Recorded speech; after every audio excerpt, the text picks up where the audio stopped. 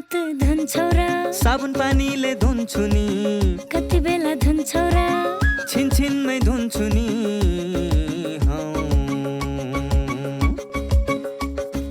घरमा पस्दा अफिस पस्दा सधैँ धुन्छु हात कोरोनालाई यसै गरी भगाइदिन्छु म त घरमा पस्दा अफिस पस्दा सधैँ धुन्छु हात कोरोनालाई यसै गरी भगाइदिन्छु म त भान्सा छिर्नु अगाडि खाना खानु अगाडि जहाँ त्यही छोएपछि हातले छोपी खोकेपछि हात धुन्छौ र साबुन पानीले धुन्छु नि कति बेला धुन्छौ र छिनछिनमै धुन्छु नि कोरोनाबाट बच्ने 3 उपायहरू। व्यक्ति बीच 2 मिटर टाढा बस्ने, घरबाट बाहिर निस्कँदा मास्क लगाउने र बेला बेलामा साबुन पानीले मिची 20 सेकेन्डसम्म हात धुने। कोरोनाबाट आफू पनि बचाउँ र अरूलाई पनि बचाउँ।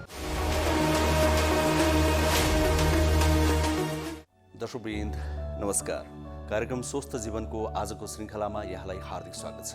कार्यक्रम लिएर आज पनि हामी उपस्थित भएका छौँ एनटिभी प्लस, एनटिभी कोहलपुर र एनटिभी इटाहरीमा अनि विभिन्न सामाजिक सञ्जालहरूमा। नेपाल सरकार स्वास्थ्य तथा जनसङ्ख्या मन्त्रालय, राष्ट्रिय स्वास्थ्य शिक्षा सूचना तथा सञ्चार केन्द्र र नेपाल टेलिभिजन बीचमा सहकार्य भई यो कार्यक्रम निर्माण एवं प्रसारण हुने गर्छ।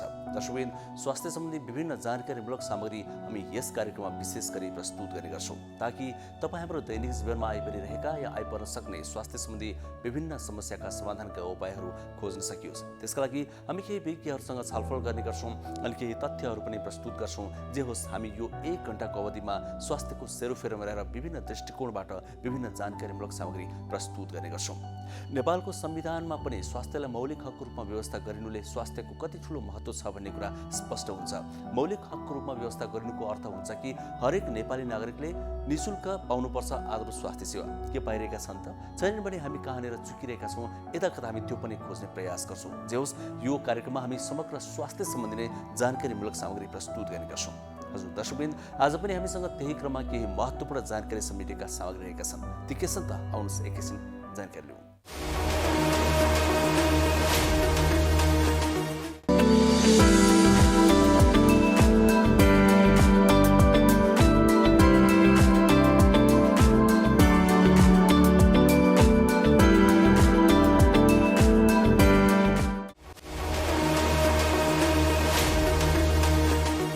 दर्शकवृन्द, एकैछिन कार्यक्रममा खोप सम्बन्धी केही प्रसङ्गहरू उठाउँ।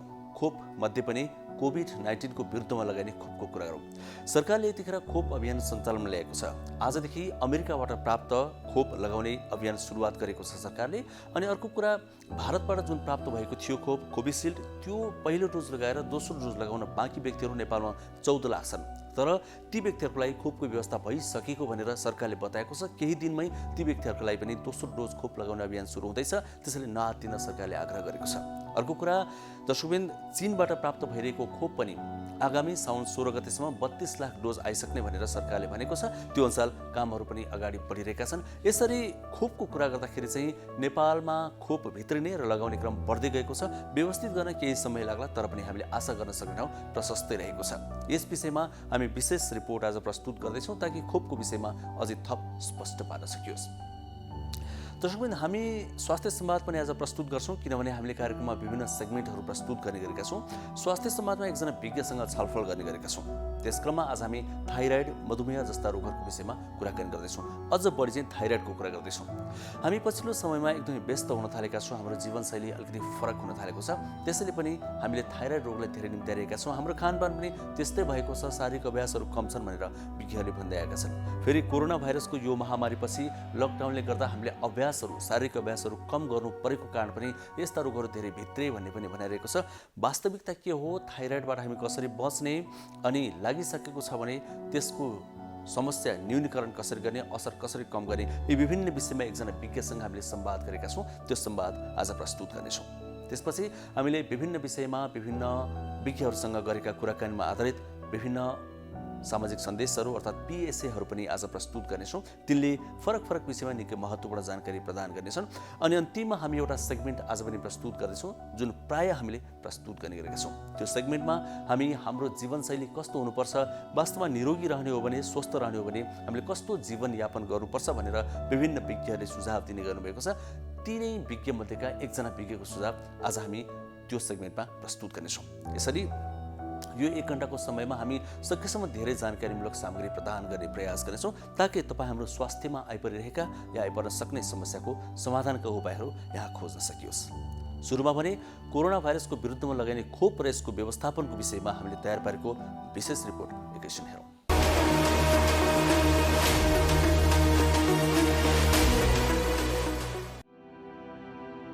स्वास्थ्य तथा जनसङ्ख्या मन्त्रालयले कोभिसिल्ड पहिलो मात्रा लगाएका व्यक्तिहरूका लागि दोस्रो मात्राको व्यवस्था भइसकेको जनाएको छ। 65 वर्षभन्दा माथिका सम्पूर्ण व्यक्तिहरूका लागि दोस्रो मात्राको खोपको व्यवस्था भइसकेकोले सबैलाई दोस्रो मात्रा उपलब्ध गराइने मन्त्रालयले जनाएको छ। कोभिसिल्डको दोस्रो मात्रा लगाउने करिब 14 लाख हाराहारीमा छन्।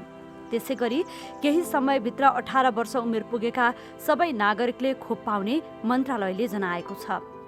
18 वर्षभन्दा माथिका सबैलाई पुग्ने गरी सरकारले खोप ल्याउने भन्दै त्यसका लागि सरकारले योजना बनाइसकेको मन्त्रालयले स्पष्ट पारेको छ। खोप आपूर्तिको समस्या समाधान गर्दै 18 वर्ष माथिका नेपाली नागरिकका लागि निःशुल्क खोप लगाउने योजना तयार भइसकेको छ। सबैले समयमित भई खोप अभियानलाई सफल बनाउन मन्त्रालयले आग्रह गरेको छ। मन्त्रालयले साउन 16 गतेसम्ममा चीनबाट किनेको 32 लाख डोज खोप पनि आइपुग्ने जनाएको छ। नेपालमा हालसम्म 65,82,850 डोज खोप नेपाल भित्रिएको स्वास्थ्य तथा जनसङ्ख्या मन्त्रालयले जनाएको छ। अनुदान खरिद र कोभ्याक्स अन्तर्गत गरेर नेपालमा अहिलेसम्म यो सङ्ख्यामा खोप आएको हो। हाल भेरोसेल खोप 55 वर्षभन्दा माथिका खोप नलगाएका व्यक्तिहरू, विश्वविद्यालय, विद्यालयका प्राध्यापक, शिक्षक र कर्मचारीहरू, सार्वजनिक यातायातमा कार्यरत चालक र सहचालक, नेपाल सरकारले तोकेको अत्यावश्यक सेवामा संलग्न व्यक्तिहरू, खोप अनिवार्य गरेको देशमा जाने नेपालीहरूलाई दिइरहेको छ। सरकारले अमेरिकी खोप आजबाट देशभर लगाउन सुरु गर्नेछ। जोन्सनको खोप 50 देखि 54 वर्ष उमेरका एकमात्र पनि खोप नलगाएका व्यक्तिहरू, पूर्ण र अति अशक्त अपाङ्गता भएकाहरू, हाल नेपालमा बसोबास गरिरहेका शरणार्थीहरू, स्वास्थ्य संस्थामा कार्यरत स्वास्थ्य कर्मी तथा सरसफाई कर्मीहरूका लागि तोकिएको छ।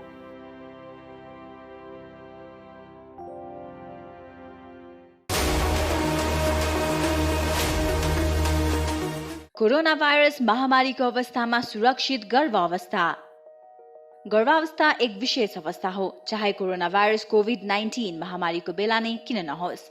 विपद वा सामान्य अवस्था जे भए तापनि गर्भवती तथा उनको गर्भमा रहेको बच्चालाई विशेष हेरचाह र स्याहार चाहिन्छ। गर्भवतीमा पनि कोरोना भाइरसको संक्रमण हुन सक्छ। त्यसैले कोभिड-19 का लक्षणका साथै गर्भावस्थामा देखिन सक्ने खतराका लक्षणहरूबारे जानकारी राखौं। गर्भावस्थामा देखिने खतराका लक्षणहरू: टाउको साह्रै दुख्नु, आँखा तिरमिराएर धमिलो देखिनु, हात तथा मुख सुनिनु, हात खुट्टा अरुरो भई काँप छुट्नु वा मुर्छा पर्नु, कडासित तल्लो पेट दुख्नु, योनिबाट रगत वा पानी बग्नु। यी मध्ये कुनै पनि खतराका लक्षणहरू देखा पर्ने बित्तिकै तुरुन्तै नजिकैको स्वास्थ्य संस्थामा जाँच्न लैजानु पर्दछ। नियमित गर्भवती जाँच तथा खतराका लक्षणको समयमै पहिचान गरी गर्भावस्थालाई सुरक्षित बनाऊ। कोभिड-19 सम्बन्धी कुनै पनि जिज्ञासा वा परामर्श चाहिएमा पैसा नलाग्ने कल सेन्टर 1115 वा 1133 मा सम्पर्क गरौँ।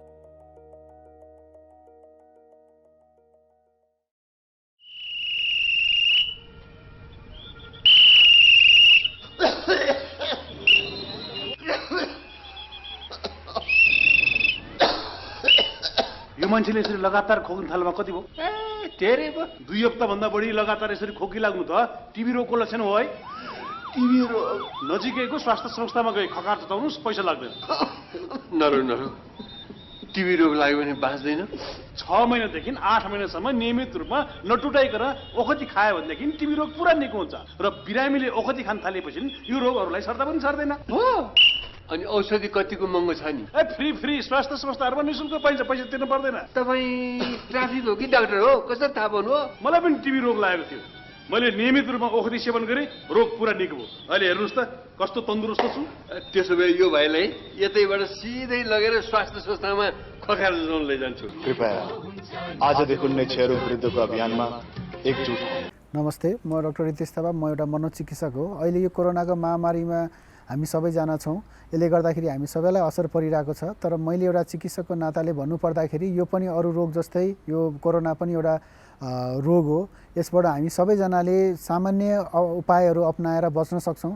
त्यही भएर कोही पनि व्यक्तिलाई चाहिँ कोरोना सङ्क्रमित व्यक्तिलाई हेला नगरौँ, किनभने कोरोना त हाम्रो 10 दिन 14 दिनमा हामी ठिक हुन्छौँ, उपचार गरेर या नगरी पनि सेल्फ आइसोलेसन ठिक हुन्छौँ। तर जुन मानसिक यातना जुन भोग्नुपर्छ त्यो हेलाले अवहेलनाले गर्दाखेरि त्यो चाहिँ पछिसम्म पनि लामो समयसम्म पनि रहिरहन सक्छ। तर त्यसबाट हामी टाढै रहने कोसिस गर्नुपर्छ। त्यही भएर हामीले कोरोना सङ्क्रमित अथवा ठिक भएर आइसकेको व्यक्तिहरूलाई चाहिँ मद्दत गर्ने, उहाँहरूलाई हौसला प्रदान गर्ने र हामीले के गर्न सक्छौँ उहाँहरूको स्वास्थ्यको लागि, भविष्यको लागि त्यतातिर बढी ध्यान दिन सक्यौँ भने हामी सबैजना मिलेर यस कोरोना महामारीसँग लड्न सक्छौँ र जित्न सक्छौँ। नानु होमवर्क सक्यो त? गर्दैछु बुवा। कस्तो चुरोट गनाएको? होइन चुरोट खाएकै छैन। थाहा छ हजुरले कौसीमा, घर बाहिर आँगनमा, बाटोमा चुरोट खाएर हिँडेको देखेको छु मैले। कहिलेकाहीँ मात्रै हो के, अब छोड्छु। के गर्नु, बानी लागेपछि। सुन्नुहोस्, हजुरले चुरोट खानुभयो, हजुरलाई त असर गर्छ नै। हजुरले खाएको चुरोटको धुवाले हामीलाई पनि रोगी बनाउँछ। हामी रोगी भएको हजुरलाई मनपर्छ? होइन मलाई त तिमी स्वस्थ फुर्तिलो भएको पो मनपर्छ। त्यसो भए सुन्नुहोस् बा, हाम्रो सरले भन्नुभएको चुरोटको धुवाको 3 तहको असर हुन्छ अरे, first hand, second hand, third hand. होइन के हो नानु यो first hand, second hand, third hand भनेको? जसले चुरोट खायो उसलाई चुरोटको धुवाले फर्स्ट ह्यान्ड असर गर्छ, सँगै बस्ने मान्छेलाई चुरोटको धुवाले सेकेन्ड ह्यान्ड असर गर्छ, जुन धेरै हानिकारक हुन्छ। त्यो अहिले मलाई भइरहेको छ। सरी नानु, अनि यो थर्ड ह्यान्ड भनेको के नि? हजुरले जुन ठाउँमा बसेर चुरोट खानुभयो त्यो ठाउँमा पछिसम्म चुरोटको धुवाको असर रहिरहन्छ। त्यही ठाउँमा पछि आएर बस्ने मानिसलाई पनि असर गर्छ, त्यो थर्ड ह्यान्ड भयो। ए बुझेँ, यो त ठुलो अपराध पो रहेछ। अब म प्रतिज्ञा गर्छु, आजैदेखि धुम्रपान त्याग गर्छु। धन्यवाद बुवा।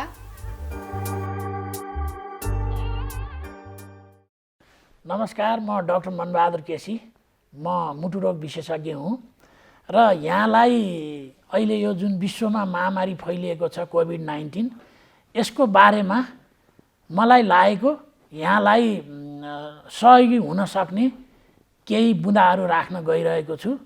यहाँहरूले ध्यान दिएर सुनिदिनु होला र यसलाई सकभर कार्यान्वयन गर्ने प्रयास गर्नुहोला। यो कोभिड भन्ने समस्या तत्कालै हट्नेवाला छैन। यो समस्याबाट हामी कम्तीमा पनि 1-1.5 वर्षदेखि केही वर्षसम्म योसँग सँगै बाँच्नुपर्ने हुनसक्छ। त्यसो गर्दा यो समस्याबाट डराएर तर्सेर भागेर होइन, यसलाई डटेर सामना गर्नुपर्छ। डटेर सामना गर्ने हाम्रो मुख्य अस्त्र भनेको एउटा मास्क हो। मास्क अनिवार्य लगाऊँ र राम्रोसँग लगाऊँ, नाक मुख छोपिने गरी, टम्म हुने गरी, अनि सकेसम्म भिडभाडमा नजाउँ।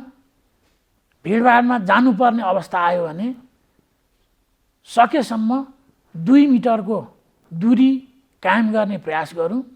अनि तेस्रो भनेको यो हामी अनावश्यक चिज नछुँ र छुनुपर्ने अवस्था भयो भने उपलब्ध छ भने साबुन पानीले मिची हात धुने बानी बसालौँ। उपलब्ध छैन भने सेनिटाइजरको प्रयोग गर्न सकिन्छ। यी बुँदाहरू यहाँहरू सबैलाई थाहा छ। त्यो बाहेक म केही हामीले ध्यान नदिएको तर यो सर्न सक्ने अत्यन्तै महत्त्वपूर्ण 1-2 बुँदा थप्न चाहन्छु। त्यो के भने हामी कोही चिनेको मान्छे भेट भयो अथवा कहीँ कामले जानु पर्यो भने जब दुईजना कुरा गर्न थाल्छौँ मास्क मुखबाट तल झारेर हामी कुरा गर्न थाल्छौँ। यो गलत बानी हो। सबैभन्दा कोरोना सर्न सक्ने एउटा सम्भावना यसैबाट हुन्छ, किनभने हामी बोल्दाखेरि मुखबाट थुक्का छिटाहरू निस्कन्छ र दुवैजनाले मास्क खोलेर कुरा गर्दा यो सजिलै सर्न सक्छ। 1, 2 हामी सँगै बसेर खाने, त्यो चाहे घरमा होस् चाहे रेस्टुरेन्टमा होस्। यदि घर परिवारको मान्छे बाहेक अरू नयाँ पाहुना अथवा नयाँ साथीसँग घरमा रेस्टुरेन्टमा बसेर खाना खाँदा पिउँदा त जरुर मास्क लगाइँदैन। अनि त्यो खाना खाँदै बोल्दै गर्दा थुक्का छिटाहरू आउने अब सम्भावना होइन, त्यो आइरहन्छ र त्यसले रोग सार्न यो विश्वव्यापी रूपमा निकै भूमिका खेलेको छ।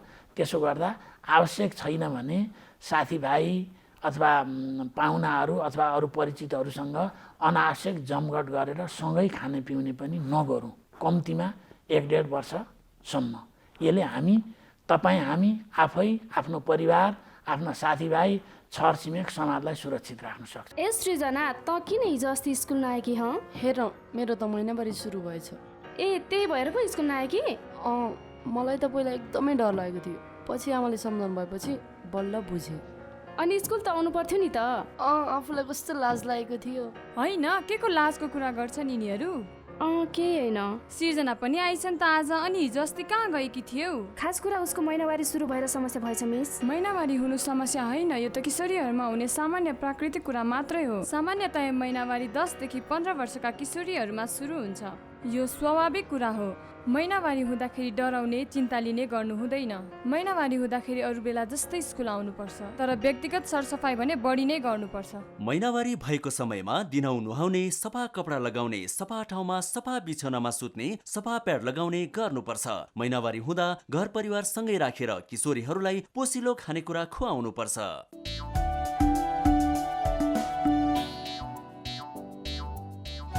नमस्ते दाजु भाउजू। नमस्कार। कताबाट अस्पतालमा? कसलाई के भयो र? त्यस्तो केही होइन भाइ, यिनको र मेरो सामान्य स्वास्थ्य जाँच गर्न आएको। ल, केही नहुँदा पनि स्वास्थ्य परीक्षण गर्नुपर्छ र? पैसाको नाश मात्र। त्यसो भनेर कहाँ हुन्छ र भाइ?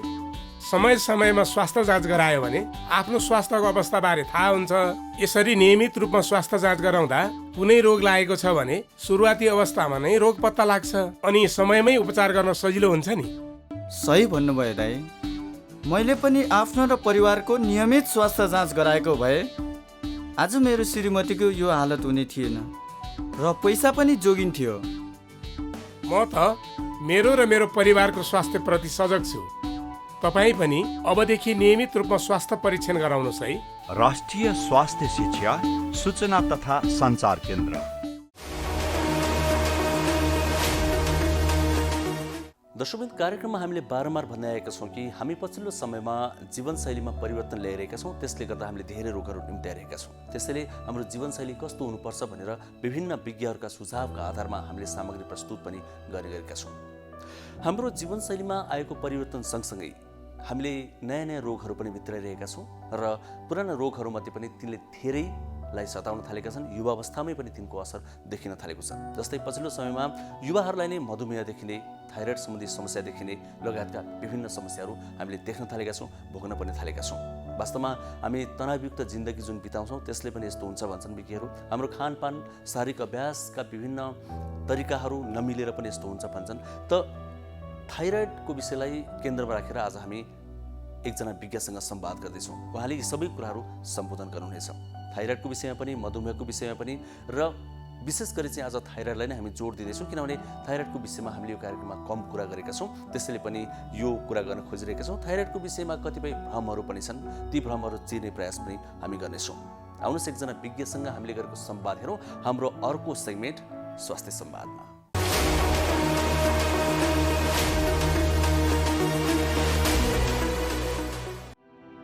थाइरोइड हर्मोनले शरीरको वृद्धि विकासमा सहयोग गर्दछ। खानालाई शक्तिमा परिणत गर्ने प्रक्रिया नियन्त्रण गर्न थाइरोइड हर्मोन आवश्यक हुन्छ। थाइरोइड ग्रन्थि घाँटीको तलपट्टि हुन्छ जसले हर्मोन उत्पादन गर्छ। यसले शरीरको तापक्रम नियन्त्रण गर्नुका साथै विभिन्न अङ्गको काममा मद्दत गर्दछ। तर थाइरोइड हर्मोनको गडबडले गर्दा शरीरमा असामान्य असरहरू देखा पर्दछ।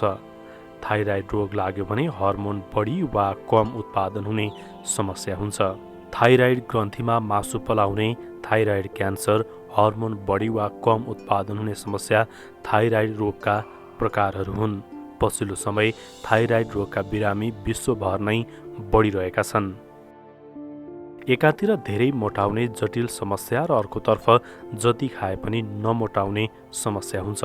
डिप्रेसन, अस्वाभाविक तौल बढ्नु, अत्यधिक थकान, कपाल झर्नु, छाला सुक्खा हुनु, महिनावारी गडबड हुनु, बाँझोपन, हात काम्नु, घाँटी सुक्खा हुनु, मुटुको चाल बढ्नु, शरीर झमझम गर्नु आदि थाइरोइडका लक्षणहरू हुन्। थाइराइड तथा हर्मोन रोग र उपचारबारे थाइराइड विशेषज्ञ डाक्टर दीपक मल्लसँग हामीले संवाद गरेका छौँ। प्रायः जसो हाम्रो ओपिडी हुन्छ, हाम्रो ओपिडीमा चाहिँ प्रायः जसो भनेको तपाईँको डायबिटिज र थाइरोइडका बिरामीहरू आउँछन्। ती बाहेक हामी कहाँ चाहिँ अरू रोग अरू जुन हर्मोन हुन्छ, हर्मोन भनेको एक किसिमको ग्रन्थि हुन्छ हाम्रो शरीरमा, ग्ल्यान्ड भन्ने हुन्छ। त्यो ग्ल्यान्डबाट निस्किने तत्त्व हुन्छ, त्यो तत्त्वलाई हामी हर्मोन भनिन्छ। त्यो हर्मोनहरू सम्बन्धीको रोगहरू आउनुहुन्छ।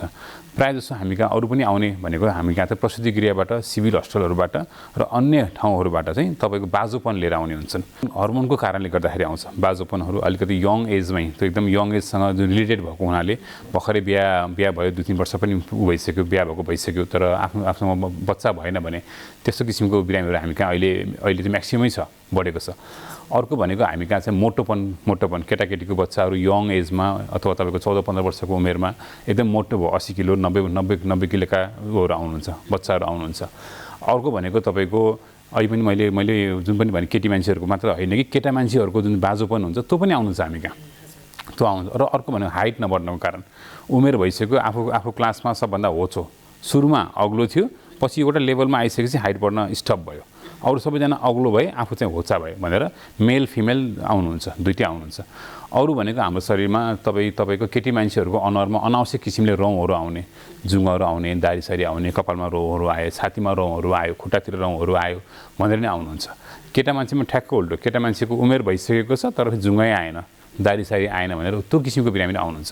र अनि कसैको हाइट एकदमै अग्लो हुने, तपाईँको जिउरोहरू बाक्लो भएर जाने, यी हातहरू एकदम औँलाहरू बढेर जाने, जुन औँलामा पहिला जुन रिङ लगाएको हुन्छ त्यो रिङ लगाएको औँलाको साइजहरू बढ्दै जाने, खुट्टाहरू जुन बढ्दै जाने, यस्तो किसिमकोहरू पनि आउनुहुन्छ हामी। यो थाइरोइड रोग भनेको चाहिँ के हो? अहिले पनि मैले भने हाम्रो शरीरमा थाइरोइड ग्ल्यान्ड हुन्छ एउटा। यो ग्ल्यान्ड तपाईँको घाँटीमा यसरी हात गरेर यसो गर्नु भने ठ्याक्कै यहीँनिर हुन्छ। पुतली सडकको जुन आकारको हुन्छ, यो पुतली आकारको चिटिक्क परेको तपाईँको दाहिने र बायाँ साइडमा हुन्छ, बिचमा एउटा इस्मस भन्ने हुन्छ। यसले चाहिँ थाइरोइड ग्ल्यान्डलाई जोइन गरिदिएको हुन्छ। जोइन गरेर ठ्याक्क हाम्रो सास फेर्ने नलीको अगाडिपट्टि हुन्छ, यो अगाडिपट्टि एउटा चिटिक्क परेको थाइरोइड ग्ल्यान्ड हुन्छ। यो ग्ल्यान्डले निकाल्ने हर्मोन हो। हर्मोन हामीले त्यसपछि बल्ल हामीले T3 र T4 भन्ने हर्मोन निकाल्छ। त्योभन्दा पनि पहिला हाम्रो टाउकोभित्र पिट्युटरी ग्ल्यान्ड भन्ने हुन्छ, त्यो पनि एउटा एक किसिमको ग्रन्थि नै हो। त्यो हर्मोनले चाहिँ त्यो पिट्युटरी ग्ल्यान्डबाट आउने भनेको TSH हर्मोन, र त्योभन्दा माथि फेरि एउटा हाइपोथ्यालामस भन्ने हुन्छ। र हाइपोथ्यालामस, पिट्युटरी र थाइरोइड ग्ल्यान्ड, TRH, TSH र T3, T4 हर्मोन बल्ल यहाँबाट आउँछ। र यो T3, T4 हर्मोन भनेको चाहिँ हाम्रो शरीरमा चाहिँ मेटाबोलिक जुन किसिमको एक किसिमको मेटाबोलिजम हुन्छ, त्यसलाई हामी BMR भन्छौँ, बेजल मेटाबोलिक रेट। शरीरमा जति पनि किसिमको तपाईँ बोल्नु भएको छ, तपाईँ हाँस्नु भएको छ, खेल्नु भएको छ, सुत्नु भएको छ, मुटुको धड्कन चलिरहेछ, फोक्सो चलिरहेछ, तपाईँले चाहिँ आफै त चलाउनु हुन्न नि। यो सबै कुराको सञ्चालन गर्नेमा एउटा इम्पोर्टेन्ट अर्गान भनेको थाइरोइड अर्गान हो, थाइरोइड ग्ल्यान्ड हो। र यसले निकाल्ने हर्मोनलाई हामी चाहिँ T3 र T4 भनेर थाइरोइड हर्मोन भनिन्छ। र यो सम्बन्धीका रोगहरू जति पनि आउँछन् त्यसलाई हामी थाइरोइड डिसअर्डर अथवा थाइरोइड डिजिज भनिन्छ। हजुर, रोग बन्छ हो। यसमा के छ भने दुईटा कारणहरू छ। एउटा चाहिँ तपाईँको आयोडिन भन्ने एउटा तत्त्व छ हाम्रो शरीरमा। हामी नेपालमा तपाईँको हिमालतिर पहाड भयो र एकदम धेरै फेरि पानी पनि पर्ने ठाउँ हाम्रो नेपाल। त्यो भएको हुनाले सबै कुरा हाम्रो शरीरमा माटोमा भएको आयोडिन चाहिँ वास आउट भएर गयो। वास आउट भएर गइसकेपछि हाम्रो शरीरले आयोडिन, तपाईँले नर्मल्ली आयोडिन पाउनु भएन। जुन सोइलबाट, जुन माटोबाट पाउनुपर्ने आयोडिन थियो, खानेकुरामा पाउनुपर्ने आयोडिन थियो, त्यो चाहिँ तपाईँको शरीरले पाएन। नपाएपछि तपाईँलाई के भयो, तपाईँको शरीरमा आयोडिनको कमी भयो। अथवा एकदमै धेरै छ आयोडिन, जुन ठाउँमा यस्तो ठाउँमा बस्नु भएको छ तपाईँ, त्यहाँ चाहिँ आयोडिनको मात्रा धेरै छ भने त्यो चाहिँ दुई किसिमको रोग हुने भयो। एउटा चाहिँ आयोडिन कमी भएर तपाईँलाई हाइपोथाइरोइडिजम भन्ने हुन्छ। हाइपो भनेको कम, थाइरोइड रोगले ल्याउने लक्षणहरू हामी हाइपोथाइरोइडिजम भनिन्छ भने हर्मोन ज्यादा भइदियो, आयोडिन पनि ज्यादा भयो, थाइरोइड ग्ल्यान्डले हर्मोन चाहिँ ज्यादा निकाल्यो भने त्यसलाई हामी चाहिँ हाइपरथाइरोइडिजम भन्छ। हाइपर भनेको ज्यादा भयो, थाइरोइडिजम भनेको एक किसिमको रोग भयो। र आयोडिन कम हुनु पनि नराम्रो भयो, आयोडिन ज्यादा हुनु पनि तपाईँको लागि नराम्रो भयो। र हाम्रो नेपालमा एक किसिमको अध्ययन पनि भएको छ, कुनै ठाउँमा अध्ययन हुँदाखेरि हाम्रोमा चाहिँ 17.3% चाहिँ हाम्रो शरीरमा आयोडिनको मात्रा कम देखेर हाइपोथाइरोइडिजम आएको छ। र हाइपर चाहिँ तपाईँको अलिकति कम आएको छ, तपाईँको 11.9 मात्र आएको छ। भन्ना मतलब यो एकदमै धेरै हो। अर्को कारण भनेको तपाईँको अटोइम्युन डिजिज भनिन्छ हामीले। अटोइम्युन डिजिज भनेको तपाईँको शरीरमा कहाँबाट आउँछ थाहा हुँदैन, एन्टिबडी बनिन्छ। थाइरोइड ग्ल्यान्डले काम गर्नुपर्ने हो, थाइरोइडको रिसेप्टरहरू हुन्छ हाम्रो शरीरमा, त्यो रिसेप्टरहरूलाई चाहिँ अरू केहीले आएर अड्काइदियो भने त्यो रिसेप्टरले चाहिँ काम गर्न पाउँदैन। त्यो चाहिँ अटोइम्युन डिजिज भन्ने अब त्यहाँ चाहिँ थाइरोइड मात्र हुँदैन, धेरै हुन्छन्। टाइप 1 डायबिटिज पनि एउटा अटोइम्युन डिजिज हो। तपाईँको पेटको समस्याहरूमा नि आउँछ, रगतको समस्याहरूमा नि आउँछ, अथवा त बाथरोगमा नि आउँछ। त्यो हुनाले हामीले चाहिँ यसलाई अटोइम्युन डिजिज पनि एउटा हुनसक्छ।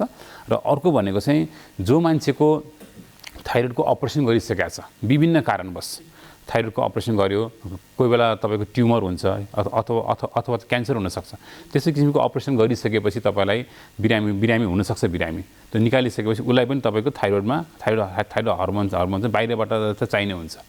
यसरी हाम्रोमा चाहिँ रोगहरू हुन्छ। जस्तै अब यो थाइरोइड भएको चाहिँ कसरी थाहा पाउने हामीले हैन? थाइरोइड हुँदाखेरि कस्ता लक्षणहरू देखिन्छन् त? मैले अघि पनि भने हाम्रो शरीरको चाहिँ बेजल मेटाबोलिक रोग 24 आवर्सको तपाईँको बेजल मेटाबोलिक रोग कन्ट्रोल गर्ने भनेको थाइरोइड हर्मोनले हो। एउटा वान अफ द इम्पोर्टेन्ट कुरा त हो। यसमा अब किताबमा लेखे जत्तिकै साइन एन्ड सिम्पटमहरू बिरामी लिएर आउँदैनन्, तर यसको सिम्पटम भेग हुन्छ। अब हाइपो र हाइपर भनेको ठ्याक्क उल्टो हुन्छ।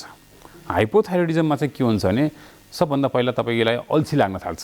तपाईँको नर्मल लाइफमा हिजोसम्म तपाईँ एकदम एक्टिभ मान्छे, आज आएर अलिकति भए पनि म सुस्त भए जस्तो, अल्छी लागे जस्तो, पाताहरू गले जस्तो, डल भए जस्तो, काम गर्न पनि मन नलाग्ने, दिउँसै तपाईँलाई जुन चाहिँ निन्द्रा लाग्ने टाइपको त्यो किसिमको लक्षण चाहिँ प्रायमा आउँछ। त्यसपछि देखा परेको भनेको मोटोपन हुन्छ, एउटा मोटोपन आउँछ। अनि तपाईँको कपालहरू पनि अलिअलि भए पनि झर्ने हुन्छ हैन। अनि अर्को एकदमै इम्पोर्टेन्ट भनेको तपाईँको कब्जियत हुनसक्छ। कब्जियत हुने, काम गर्ने बेलामा अलिकति भने स्याहाँ भए जस्तो हुने, यस्ता किसिमका लक्षणहरू चाहिँ सुरुमा आउनसक्छ। अलि पछि गएर मोटोपनको कारणले गर्दाखेरि आउने लक्षणहरू हुन्छ। डायबिटिज पनि हुनसक्छ फेरि पछि गएर। थाइरोइडले गर्दाखेरि डायबिटिज हुने होइन कि थाइरोइड भइसकेको बिरामी अल्छी भयो, मोटोपन बढ्दै गएपछि त्यसले गर्दाखेरि तपाईँको इन्सुलिन रेजिस्टेन्स आउनसक्छ। आइसकेपछि चाहिँ थाइरोइड हुनसक्छ।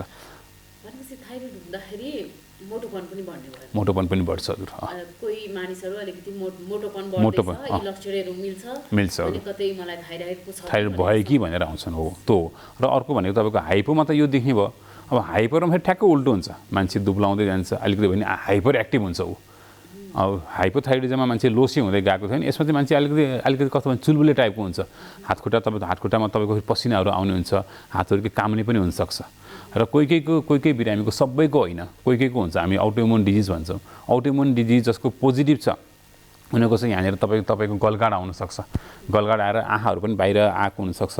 हातखुट्टामा तपाईँको घाउहरू आएको नि हुनसक्छ। र यस्तोमा अर्को कुरा भनेको तपाईँलाई डाइरिया लाग्ने, फ्रिक्वेन्टली डाइरिया र मान्छे दुब्लाउँदै जाने, भोक लागेकोलाई गर्ने, मान्छे दुब्लाइ गर्ने, यस्तै किसिमको जुन लक्षणहरू चाहिँ सुरुवातमा आउन सक्छ। तर यी सबै लक्षणहरू थाइरोइडकै हो कि होइन भनेर हामीले चाहिँ जाँच गर्नुपर्ने हुन्छ। गलगाँडा हजुर हो, पहिला एकदमै धेरै थियो हाम्रो नेपालमा हो। जबदेखि हाम्रो नेपालमा मात्र होइन र सायद मेरो विचारमा अफ्रिकन कन्ट्रिजहरूमा पनि जबदेखि तपाईँको सल्टमा चाहिँ आयोडिन एड गरियो नि, एड गरिसकेपछि त्यसपछि हाम्रो शरीरमा आयोडिन पायो। शरीरले पर्याप्त मात्रामा त होइन, तर आफूलाई जति चाहिने थियो त्यो मात्रामा आयोडिन पाइसकेपछि यो रोग एकदमै कममा आएको छ। यो प्रायः जस्तो चाहिँ हामीले चाहिँ यङ एजमा चाहिँ आउँछ। मेलमा भन्दा पनि फिमेलमा आएको छ यो ज्यादा। तर मेलमा चाहिँ अलिकति भए पनि यसको जुन तपाईँको जटिलता हुन्छ, जटिलता चाहिँ मेलमा ज्यादा आउँछ।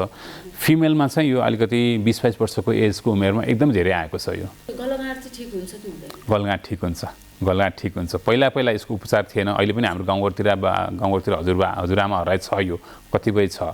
यसको उपचारको लागि हामीले सुरुमा चाहिँ यसले अब मैले अघि पनि भने नि बेजल मेटाबोलिक रेट हाई हुने बित्तिकै शरीरको पल्स धड्कनहरू बढ्न थाल्छ, मान्छे एकदम एन्जाइटिक हुन्छ, हातखुट्टाहरू काम्ने हुन्छ। त्यस्तो किसिमको सिम्टमलाई हामीले कम गरिदिनुपर्छ र साथसाथमा तपाईँको थाइरोइड जति पनि थाइरोइड बढेको छ नि, बढेको थाइरोइडलाई चाहिँ कम गरिदिनुको लागि औषधि छ। थाइरोइड चाहिँ कति प्रकारका हुन्छन् डाक्टर साहब? ओके, थाइरोइड चाहिँ तपाईँको अहिलेलाई हामीले समग्रमा हेर्ने भने चाहिँ हाइपोथाइरोइडिजम र हाइपरथाइरोइडिजम मात्र हो अहिलेलाई हेर्ने। तर कोही बेला कस्तो हुन्छ भने तपाईँको यो लक्षण आउनुभन्दा पहिला तपाईँको थाइरोइडाइटिस भन्ने पनि हुन्छ एउटा। थाइरोइडाइटिस भनेको के भने कुनै पनि किसिमको भाइरलले गर्दाखेरि, ब्याक्टेरियाले गर्दाखेरि तपाईँको शरीरमा आक्रमण गरेर थाइरोइड हर्मोनलाई चाहिँ ज्यादा उत्पादन गरिदिन्छ। त्यस्तो अवस्थामा तपाईँको तौल अचानक घट्ने र तपाईँलाई ज्वरो आएको हुनुपर्छ। ज्वरो आएर तपाईँको घाँटी एकदम टनटन दुखेको अवस्थामा त्यसलाई हामी चाहिँ थाइरोइडाइटिस भनिन्छ। यसको पनि विभिन्न भागहरू छन्। पेनलेस थाइरोइडाइटिस भन्छ, साइलेन्ट थाइरोइडाइटिस भनिन्छ, अथवा चाहिँ ट्रान्जिट थाइरोइडाइटिस पनि भनिन्छ।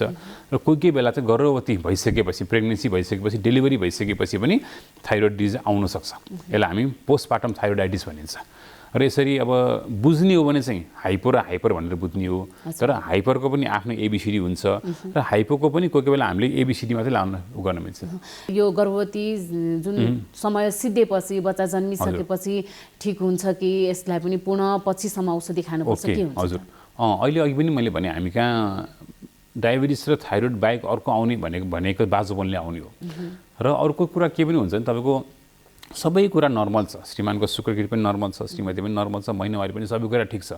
तर बच्चा बसेन भनेर आउनुहुन्छ हामी कहाँ चाहिँ, होइन? अथवा चाहिँ के भनेर आउनुहुन्छ भने प्रेग्नेन्सी भयो तर अर्ली चाहिँ मिसक्यारेज भयो, अथवा चाहिँ एबोर्सन भइदियो चाँडै, अर्ली हुनमा चाहिँ त्यसको लागि चाहिँ थाइरोइडको एकदमै रोल हुन्छ। त्यही भएर हामी चाहिँ के चाहिँ सजेस्ट गर्छौँ भने तपाईँको फ्यामिलीमा कसैलाई थाइरोइड रोग छ र तपाईँ न्युली म्यारिड हुनुहुन्छ भने र तपाईँको प्लानिङ फर कन्सेप्सनमा जानु भएको छ भने 3-4 महिना अगाडिदेखि हामीलाई भेट्नुहोस्। र थाइरोइडको हर्मोनलाई चाहिँ 2.5 भन्दा कममा राख्न पाइयो। त्यो टिएसएच लेभल अहिले मैले जुन भने टाउकोबाट आउने हो, त्यो हर्मोनलाई हामीले 2.5 भन्दा कममा राख्न पाइयो भने यो मिसक्यारेज र एबोर्सन हुने चान्स फेरि कम भएर जान्छ। थाइरोइड भइसकेका बिरामीहरू जो हुनुहुन्छ नि, उहाँहरूले पनि गर्भको प्लान गर्दा हुन्छ, उहाँहरूलाई पनि अप्ठ्यारो? उहाँहरूले गर्भवती हुनलाई प्लान गर्न मिल्छ, तर औषधि खान चाहिँ छोड्न मिल्दैन।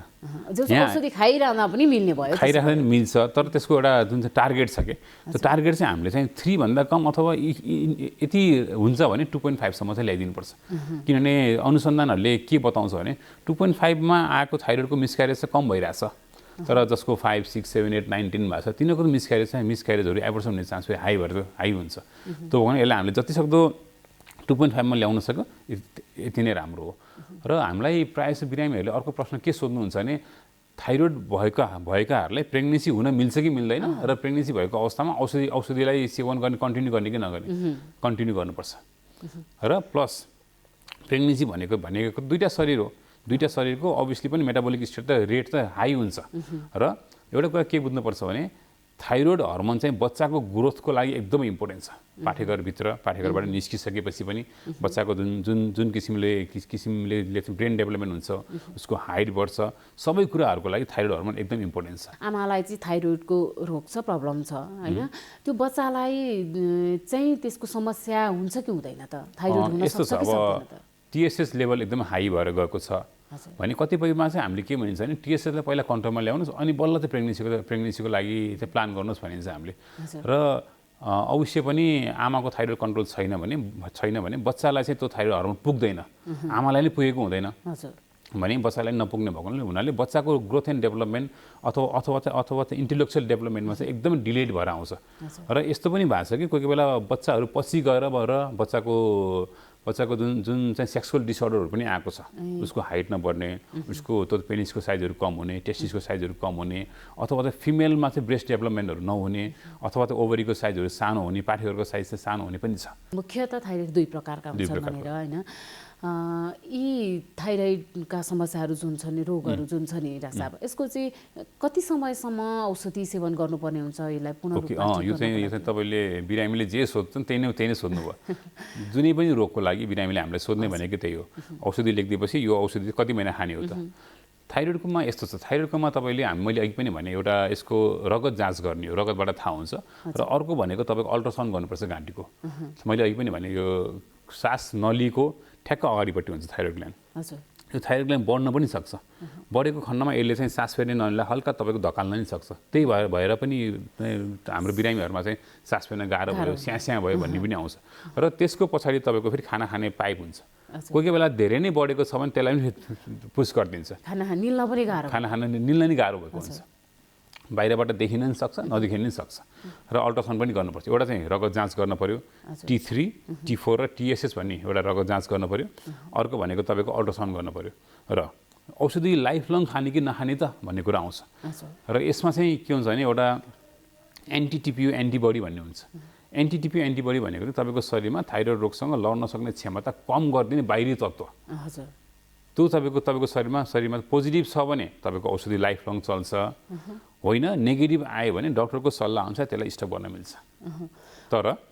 तर एन्टी-TPO पोजिटिभ आयो भन्दैमा लाइफ लङै खानुपर्छ भन्ने पनि होइन। फेरि त्यो चाहिँ हामीले तपाईँको थाइरोइड पनि नर्मल छ, तपाईँलाई सिम्टम पनि छैन, केही पनि छैन, र तपाईँको त्यो प्रेग्नेन्सीको प्लानिङ पनि छैन भने हामीले तपाईँलाई मोनिटरिङ गरेर 100लाई 75, 75लाई 50, 25, 12.5मा ल्याएर बिस्तारै बिस्तारै घटाएर स्टप गर्न मिल्छ। तर डक्टरको निगरानी हुनुपर्छ। 3-3 महिनामा, 2-2 महिनामा हो कि 1 महिनामा हो, डक्टरलाई भेट्नुपर्छ। लामो समयसम्म जुन औषधि दिएको छ त्यही सेवन गर्ने पनि पाइन्छ नि, यसले चाहिँ कतिको असर गर्छ त? त्यो चाहिँ यस्तो हजुरले भनेको एकदम ठिक हो। र यो जुन अहिले हाम्रो जुन पेन्डेमिक भयो लकडाउनमा, कोभिडको पेन्डेमिकमा पनि भएको यही हो। औषधि पसल बन्द भयो, औषधि पसल खोलिए तापनि औषधिको राम्रोसँग भएन, डेलिभरी भएन, बिरामीहरूले कतिले औषधि खानाको छोडिदिनु भयो। अथवा उहाँहरूले के गरिदिनु, डक्टरसँग आउनुपर्ने जुन माध्यम थियो, माध्यम भएन, नभएपछि उहाँहरूले जे औषधि लेखिदिएको थियो त्यो औषधि चाहिँ कन्टिन्यू गर्नुभयो। मैले अहिले पनि भने हाइपोथाइरोइडिजम भएको छ बिरामीलाई भने हाइपोको काम के हो भने हर्मोन त कम भएको छ, हामीले उसलाई बाहिरबाट सप्लिमेन्ट दिएको छौँ भनेपछि त्यो हर्मोन त बढ्दै जाने भयो नि त। पछि त्यही हर्मोन तपाईँको हाइपर थाइरोइडिजम भएर आउँछ। र हाइपरको पनि त्यही हो, त्यसले गर्ने असर अझ बढी हुन्छ, उल्टो भएर आउँछ ठ्याक्कै। हाइपरलाई हामीले हाइपर हर्मोन ज्यादा थियो, हामीले उसलाई त्यसको लागि एन्टीमा दियौँ, हर्मोन कम भयो, आफ्नो लेभलमा आइसकेको थियो, अझै पनि खाइराखे बिरामीले भने यो फेरि लो भएर जान्छ। र हाइपरको उपचार गर्दाखेरि बिरामी हाइपोमा जान्छ, हाइपोको उपचार गर्दाखेरि बिरामी हाइपरमा जान्छ। हो, यो भएको हुनाले डक्टरको निगरानीमा बस्नु, डक्टरलाई देखाउनु, 3-3 महिनामा, 6-6 महिनामा सबै कुरा नर्मल छ भने 1-1 वर्षमा आइनु हुन्छ। तर हरेक महिनामा आउनुपर्छ भन्ने पनि छैन। कन्ट्रोल नआइन्जेलसम्म 3-3 महिनामा, कन्ट्रोलमा आइसकेपछि 6 महिना 1 वर्षमा आउन मिल्छ। भनेपछि कुनै असरहरू देखिन थाल्यो भने चाहिँ बेला बेलामा जाँच गर्नुपर्छ, ब्लडको टेस्ट चाहिँ गर्नुपर्छ। जस्तै डाक्टर साहब, यो थाइरोइड भएको बिरामीहरूले चाहिँ होइन कस्तो प्रकारको खानपान र अनि जीवनशैली अपनाउनुपर्छ? होइन, यो जीवनशैलीको कुरामा चाहिँ एक्टिभ लाइफस्टाइल चाहिँ एकदम इम्पोर्टेन्ट हो। अहिले पनि मैले भने थाइरोइड रोगको लागेर मान्छेहरू मोटाउँदै जान्छन्, हाइपोथाइरोइडिजममा मोटाउँछ, तर औषधि खाएर दुब्लाउने भन्ने चाहिँ हुँदैन। फेरि त्यो भएको हुनाले फिजिकल एक्टिभिटी गर्न एकदमै जरुरी छ सबैलाई। थाइरोइड लागे पनि नलागे पनि सबैजनालाई एटलिस्ट यङ एजमा चाहिँ आफूले सक्ने दिनमा 45 मिनट वकमा जाने, जगिङ जाने हामी भनिन्छ। र थाइरोइडकै बिरामीहरूलाई चाहिँ यो नखानु त्यो नखानु भनेर कतै पनि लेखिएको पनि छैन। तर कोही कुराहरू छन् जो चाहिँ किताबमा चाहिँ गोइट्रोजेनिक भन्छ। गोइटर भनेको यो जुन भने मैले थाइरोइड ग्ल्यान्ड बढेर जुन गलगाड आउँछ भने त्यो हो गोइटर भनेको। र काउली बन्दाको कुरा आउँछ। काउली बन्दा चाहिँ खाँदै नखाने भनेको होइन, तर धेरै चाहिँ नखानु भनेको मात्र हो। थोरै खाएर चाहिँ केही फरक पर्दैन। कसैले भन्नुहुन्छ कि मैले काउली बन्दा खाएँ भने चाहिँ मलाई थाइरोइड चाहिँ एकदम गाह्रो हुन्छ। हो, त्यो चाहिँ कस्तो छ भने तपाईँको साइकोलोजिकल पनि हो। बिरामीलाई काउली बन्दा नखानु भनेर उसले कहीँ न कहीँ थाहा हुन्छ र आफूले खाएपछि त हुन्छ। तर हामीले काउली बन्दा भनेको त तरकारीमा अलिकति खाने हो नि त, सिङ्गै काउली सिङ्गै बन्दा त खाँदैन नि कसैले पनि, त्यो भएर नि हो। र अर्को कुरा तपाईँको समुद्री खानेकुराहरू, आफू नेपालमा त समुद्र छैन, विदेश गएको बेलामा समुद्रमा धेरै नै आयोडिन हुन्छ।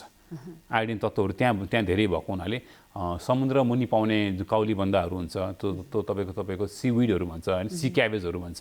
र त्यो समुद्री माछाहरू चाहिँ कमै खाइयो, तर खाँदै नखाने भनेको छैन। औषधि जो सेवन गरेर होइन सन्चो भइसक्नु भएको बिरामीहरू हुनुहुन्छ नि, निश्चित समयसम्म खाएर चाहिँ अब यहाँहरूले अब ठिक छ तपाईँहरूलाई सन्चो भयो, अब तपाईँहरूले औषधि सेवन गर्नु पर्दैन भनेर उहाँहरूले छोड्नु भएको छ नि औषधि, उहाँहरूलाई चाहिँ फेरि थाइरोइड हुने सम्भावना चाहिँ हुन्छ कि हुँदैन त? यस्तो छ, त्यसमा मैले अहिले पनि भने एन्टी-TPO एन्टिबडी पोजिटिभ छ भने थाइरोइड फेरि पनि बल्झिन सक्छ।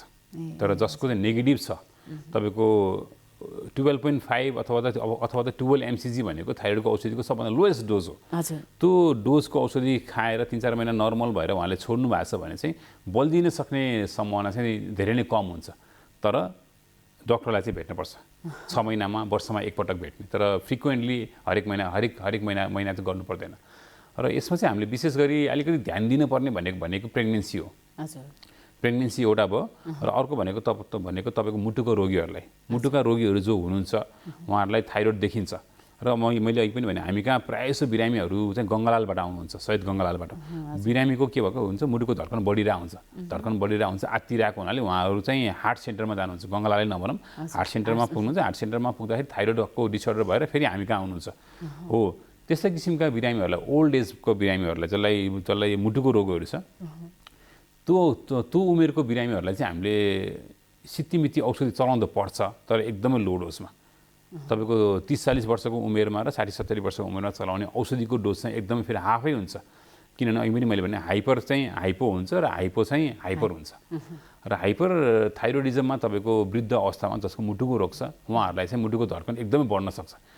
त्यो भएको हुनाले 100 भन्दा माथि 150-200 आएर भएर मुटुमा फेरि पनि हार्ट एट्याक हुने सम्भावना हुन्छ।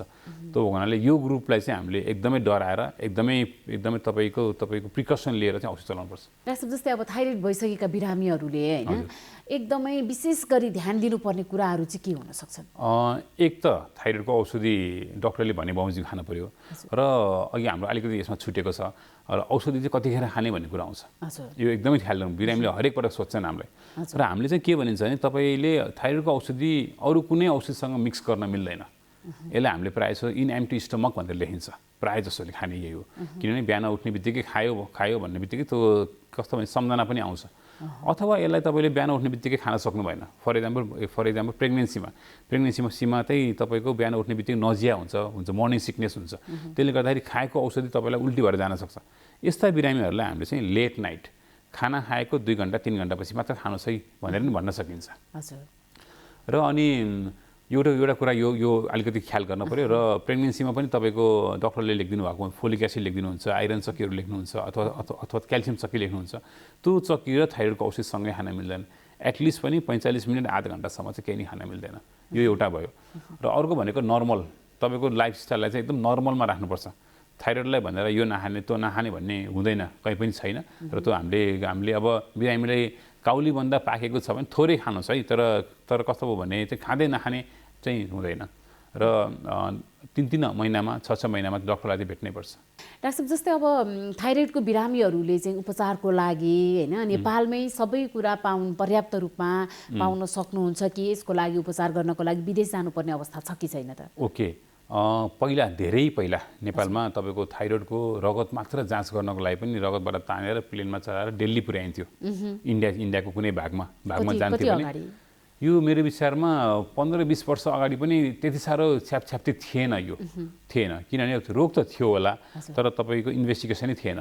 तर अहिले आएर थाइरोइड रोगकै लागि भनेर विदेश जानुपर्ने छैन। हाइपोथाइरोइडिजमको ट्रिटमेन्ट एकदम राम्रो हुन्छ। हाइपरथाइरोइडिजमको ट्रिटमेन्ट पनि नेपालमा एकदम सम्भव छ। वीर अस्पतालमै हामीसँग तपाईँको न्युक्लियर मेडिसिन आइसकेको छ। न्युक्लियर मेडिसिनले के पत्ता लगाउँछ भने तपाईँको गलगाँड आएको छ र थाइरोइड हर्मोन ग्ल्यान्डले तपाईँको त्यो न्युक्लियर मेडिसिनको जुन आयोडिन दिन्छ हामीले त्यसको अपटेक हेर्ने हो। त्यसको अपटेक हेरेर त्यसलाई हामीले चट्ट निको पार्न सकिन्छ।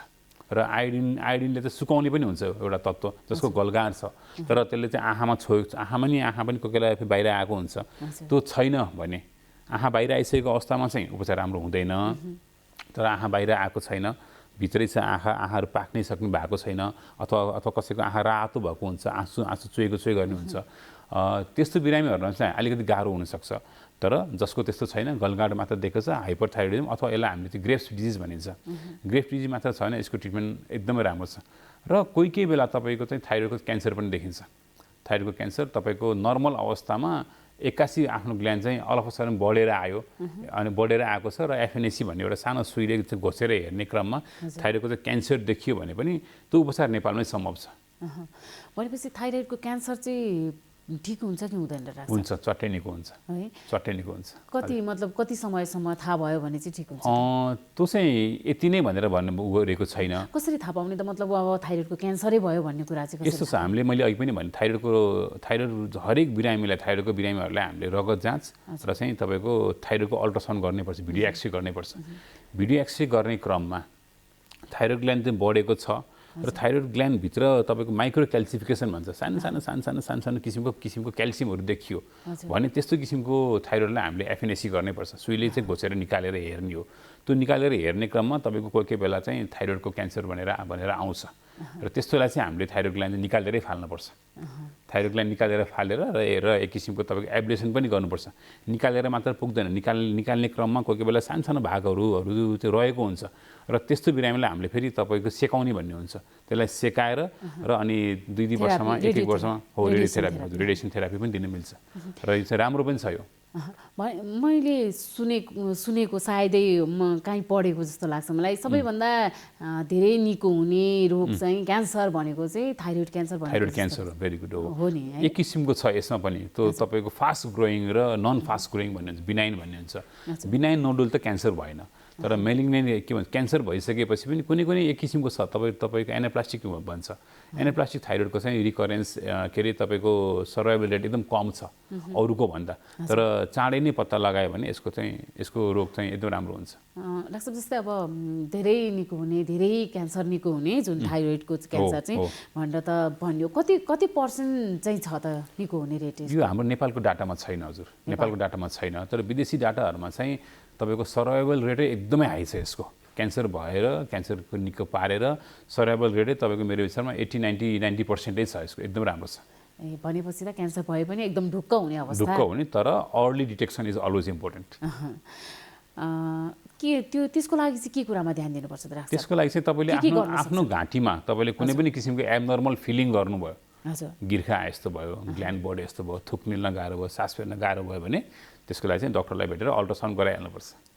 अल्ट्रासाउन्डबाट मात्र नै थाहा हुन्छ। हजुर, भनेपछि त्यति ठुलो महँगो पनि भएन? महँगो पनि भएन, तपाईँको 300-400 रुपियाँमा अथवा 500 रुपियाँमा तपाईँको अल्ट्रासाउन्ड हुन्छ वीर हस्पिटलमै भने त्यहाँ आएर गरिदिनु भयो भने यो त पत्ता लाग्छ। हाम्रो एक सन्तान छ, अर्को तुरुन्तै जन्माउने इच्छा छैन, त्यसैले परिवार योजनाको लामो अवधिका केही अस्थायी साधनहरूको बारेमा सल्लाह लिउँ भनेर आएको। तपाईहरु जस्तो लामो अवधिको गर्भान्तर गर्न चाहनेहरूको लागि इम्प्लान्ट वा आयुसिडी नै ठिक हुन्छ।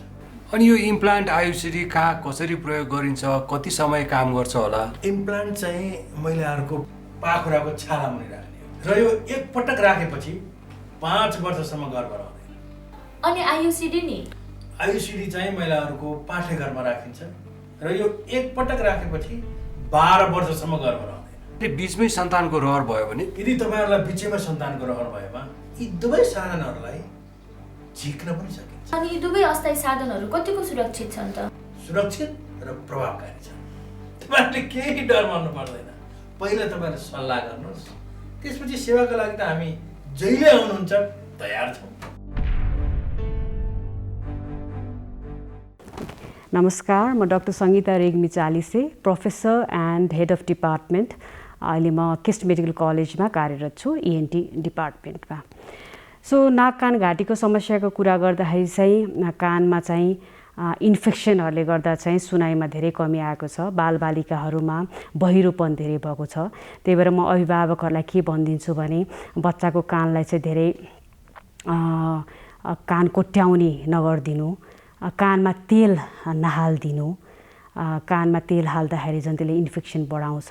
साना बच्चाहरू छन् भने बसाएर नसुताइकन दुध खुवाइदिनु। र अलिकति कानको समस्या भयो भने, कान दुख्यो भने, कानबाट पिप आउन थाल्यो भने र सुनाइमा कमी जस्तो लाग्यो भने डक्टरको परामर्श लिइदिनु होला। त्यस्तै नाकको कुरा गर्दाखेरि चाहिँ हामीहरूको बानी चाहिँ नाक चाहिँ एकदम सिसी गर्ने, नाक सफा गर्छु भन्ने सिसी गर्ने बानी हुन्छ। त्यही भएर नाक धेरै सिसी गऱ्यो भने कानको जालीमा असर गर्न सक्छ त्यसले पनि। त्यही कारणले गर्दाखेरि चाहिँ नाक सफा गर्नु जरुरी छैन हैन। जालीलाई असर गर्न सक्ने सुनाइमा कमी हुने कारणले गर्दाखेरि चाहिँ त्यो बानी पनि हटाउँ। र घाँटीको कुरा गर्दाखेरि चाहिँ घाँटीमा चाहिँ घाँटी दुख्ने समस्या धेरै देखिएको छ र घाँटी चाहिँ ग्यास्ट्राइटिसको कारणले पनि दुखिरहेको हुनसक्छ। त्यही भएर अलिकति खानपिनमा विचार गरिदिनु होला। बच्चाहरूमा कान नसुन्ने बच्चाले आफै भन्न सक्दैन, त्यही भएर हामीहरूले के याद गरिदिनुपर्छ भने बच्चाहरूले जस्तो टिभी हेर्दा ठुलो साउन्ड बनाएर टिभी हेऱ्यो भने अथवा स्कुलमा उसको पर्फर्मेन्सहरू पढाइमा अलिकति बिग्रियो भने अथवा बच्चा समयसम्म बोलेन भने है, जेनरली 2 देखि 5 वर्षसम्मको बच्चाहरूमा चाहिँ बोलेन, ढिलो भयो, बोलायो भने पनि हामीले कानको लागि चाहिँ कानमा समस्या छ कि भनेर डक्टरको परामर्श लिनुपर्छ।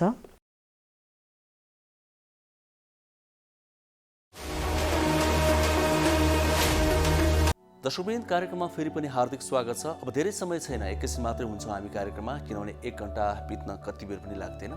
अब जीवनशैलीको कुराहरू आज अलिकति हामीले हाम्रो जीवनशैली, हामीले जीवन जिउने तरिका आदि कुराहरूमा बढी जोड दिइरहेका छौँ। यो कोरोना भाइरसको महामारीको समयमा त्यो जरुरी पनि छ, त्यसले पनि हामीले यो कुरालाई बढी जोड दिइरहेका छौँ। अब अर्को सेगमेन्ट पनि त्यसैसँग सम्बन्धित रहेको छ। एकजना विज्ञले हामीलाई सुझाव दिनुभएको छ कि हामी यतिखेर निरोगी हुने हो भने, रोग लागिसकेको छ त्यो अवस्थामा रोगलाई भगाउने हो भने कस्तो जीवनशैली अपनाउनुपर्छ, कस्तो जीवनयापन गर्नुपर्छ। अर्थात् हामीले सुत्ने उठ्ने तरिकाहरू, खाना खाने तरिकाहरू, शारीरिक अभ्यासहरू, सोच्ने तरिकाहरू, तनाव लिने कि नलिने, यी विभिन्न कुराहरूमा हामी स्पष्ट पार्ने प्रयास गर्दैछौँ। हजुर, हाम्रो अर्को सेगमेन्ट एकैछिन हेरौँ, मेरो जीवनशैली, जहाँ एकजना विज्ञले हामीलाई सुझावहरू प्रदान गर्नुभएको छ।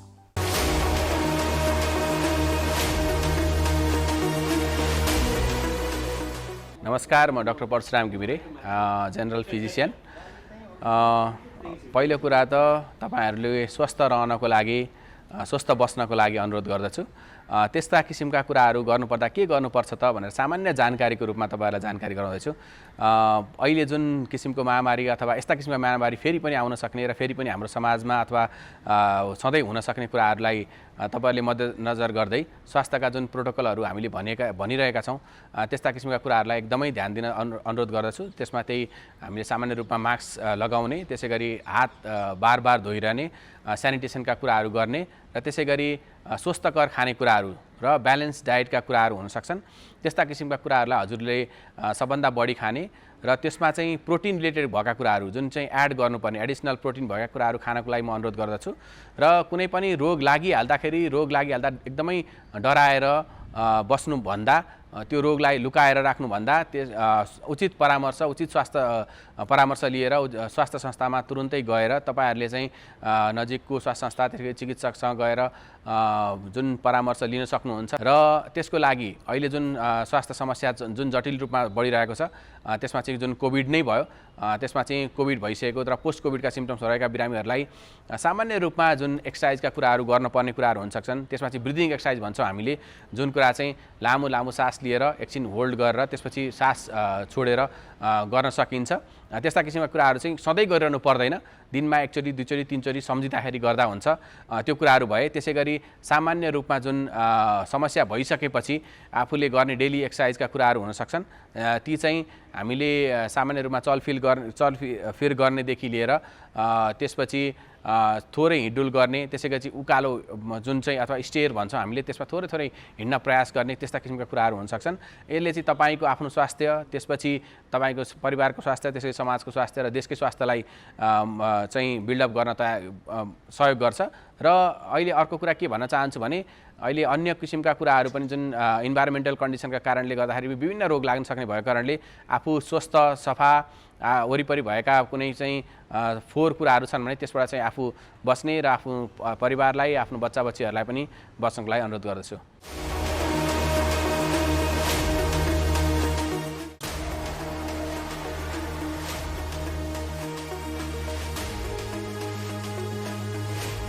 कार्यक्रम स्वस्थ जीवन हरेक दिन एनटिभी प्लसबाट बिहान 7 बजेदेखि 8 बजेसम्म र पूर्ण प्रसारण साँझ 5 देखि 6 बजेसम्म, एनटिभी कोहलपुरबाट 1 देखि 2 बजेसम्म र एनटिभी इटहरीबाट दिउँसो 2 देखि 3 बजेसम्म प्रसारण हुने गरेको छ। स्वास्थ्य सम्बन्धी यहाँहरूको कुनै जिज्ञासा वा समस्या भएमा हामी सम्बन्धित विज्ञहरूबाट समाधान खोजी कार्यक्रममा प्रसारण गर्नेछौँ। हामीलाई सम्पर्क गर्ने माध्यमहरू यस प्रकार रहेका छन्। फोन, एसएमएस तथा भाइबरको लागि 98 43 52 93 97। Email swasthjivan@ntv.org.np।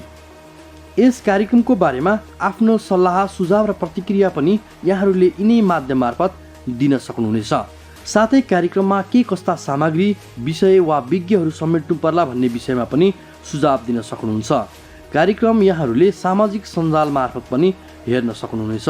YouTube Nepal television, mobile application Nepal television, Facebook facebook.com/neptv2041। किन लखडा तिमीहरूले कुकुरलाई? ऊ त्यहाँ नारायण दाइले कुकुरले टोक्यो। ओहो, साउन पानी लिएर आऊ त छिटै छिटै या। नारायण बाबु, कहाँ टोक्यो कुकुरले? कुकुर हेर्नुस् न।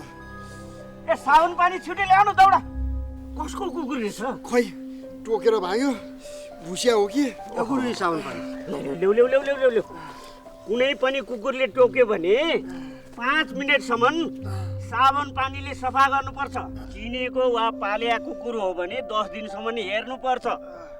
10 दिनभित्र त्यो कुकुर मर्यो वा हरायो भने तुरुन्तै इन्जेक्सन लाउनुपर्छ। होइन गुरु, कहाँ खोज्नु त्यो कुकुरलाई मैले? यस्तो बेला तुरुन्त अस्पताल जानुपर्छ। हिँडे जाउँ, उठाऊ। ठिक गर्नुभयो। अझ औला, गाला, टाउको, घाँटीमा टोकेको भए त झन् बढी खतरा हुन्छ। अब आत्तिनु पर्दैन। नछुटाइकन भ्याक्सिन लिनुस्, केही हुन्न। रेबिज लाग्यो भने कस्तो लक्षण देखिन्छ डाक्टर साहब?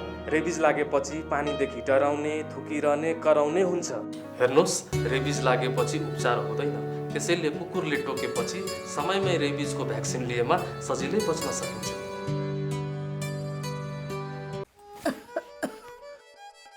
काकी, कता हिँड्नु भएको? रुगा खोकी लागेर सन्चो नभएको धेरै भयो। औषधि लिन हिँडेकी म त। हो, म पनि अस्ति बिरामी हुँदा एन्टिबायोटिक औषध किनेर खाकी थिएँ। मसँग बाँकी छ, त्यही खाँदा भइहाल्छ नि। किन किन जानु पर्यो र? हिँड्नुहोस्, मसँग औषध लिएर जानु होला। ल ल जाऊ। कहाँ जाने कुरा हुँदैछ? बहिनीकोमा एन्टिबायोटिक रहेछ, त्यही लिन जान लागी। कहाँ त्यसरी एन्टिबायोटिक खानुहुन्छ त? स्वास्थ्य कर्मीको सिफारिस बिना मैले छोरीलाई एन्टिबायोटिक औषधि खुवाउँदा रोग बल्झेर छोरीले कति धेरै दुःख पाए। तुरुन्त स्वास्थ्य कर्मी कहाँ गएर जचाएर मात्र औषधि खानुहोस्। तपाईँ यहाँ आएर धेरै राम्रो गर्नुभयो। एन्टिबायोटिक औषधिको दुरुपयोगले बारम्बार रोग बल्झिएर निको हुन गाह्रो हुन्छ र हामी सबैलाई जोखिममा पारेको छ। त्यसैले सधैँ स्वास्थ्य कर्मीको सिफारिसमा मात्र एन्टिबायोटिक औषधि पुरा मात्रामा र पुरा अवधि सेवन गर्ने गरौँ। स्वास्थ्य सम्बन्धी महत्त्वपूर्ण नम्बरहरू। स्वास्थ्य सम्बन्धी कुनै पनि जानकारी र सहयोगका लागि स्वास्थ्य तथा जनसङ्ख्या मन्त्रालयका हटलाइन नम्बरहरू 1115 र 1133 वा मोबाइल नम्बर 98512 55839। एम्बुलेन्स सेवाको लागि 102 र 112। वैदेशिक रोजगारीको क्रममा स्वास्थ्यमा समस्या भएमा, अन्य सहयोग वा जानकारी आवश्यक परेमा श्रम, रोजगार तथा सामाजिक सुरक्षा मन्त्रालयको हटलाइन नम्बर 1141। शान्ति, सुरक्षा र अन्य सहयोगका लागि नेपाल प्रहरीको नम्बर 100। सशस्त्र प्रहरी बलको नम्बर 1114। रगत आवश्यक परेमा ब्लड बैंकको नम्बर 01 42 25 344।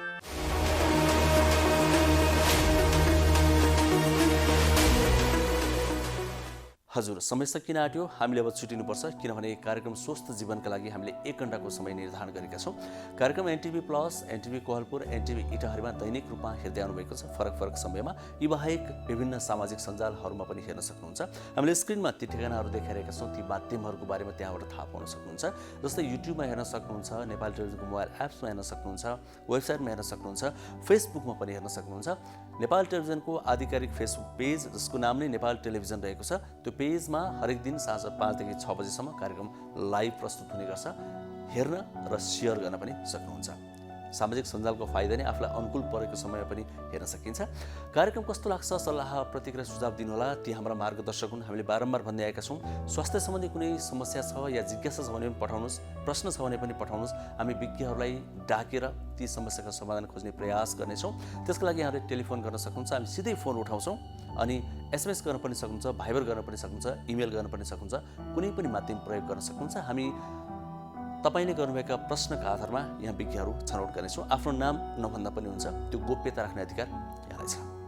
आजलाई छुट्टिन्छौँ। स्वास्थ्यमा हेलचक्राइ कहिले पनि नगरौँ। फेरि पनि भन्छौँ, समस्या आउने बित्तिकै या आएको शङ्का लाग्ने बित्तिकै हामीले जाँच गराइहाल्यो र उपचार खोज्यो भने समस्या जटिल हुन पाउँदैन। कोरोना भाइरसको केसमा पनि त्यही नै हुन्छ। सुरुवातमै सतर्क बनौँ, सजग बनौँ। लक्षण देखियो भने या शङ्का लाग्यो भने जाँच गराउन अल्छी नगरौँ, हामी यही आग्रह गर्छौँ। भोलि भेटौँला। आजलाई छुट्टिन्छौँ। हस्त, नमस्ते।